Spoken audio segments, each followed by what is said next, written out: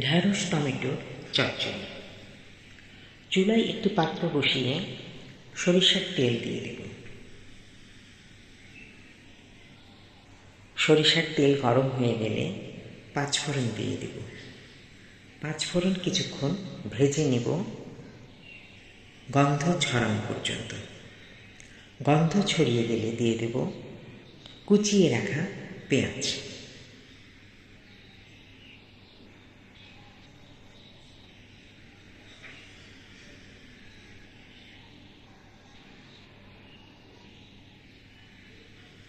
পেঁয়াজ লাল করে ভেজে নেব।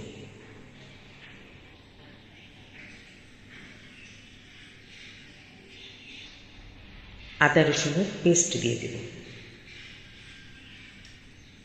কিছুক্ষণ পেঁয়াজের সাথে আদা রসুন কষিয়ে নিয়ে পানি দিয়ে দেব।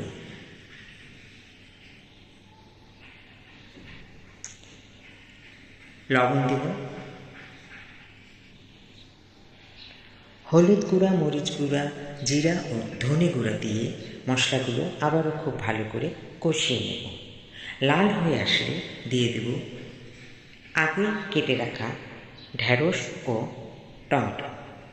ঢ্যাঁড়স টমেটো মশলার সাথে খুব ভালোভাবে কষাবো।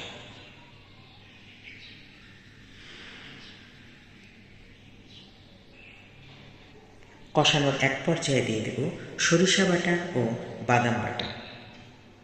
সরিষা ও বাদাম এখন ঢ্যাঁড়স টমেটোর সাথে মিশিয়ে দেব। এরপর সামান্য পানি দেব। পানি দিয়ে রান্না করে নেব 10 থেকে 15 মিনিট। নামানোর ঠিক আগে দিয়ে দেব সামান্য চিনি ও লেবুর রস। লেবুর রস ও চিনি দিয়ে চুলায় আর বেশিক্ষণ রাখবো না।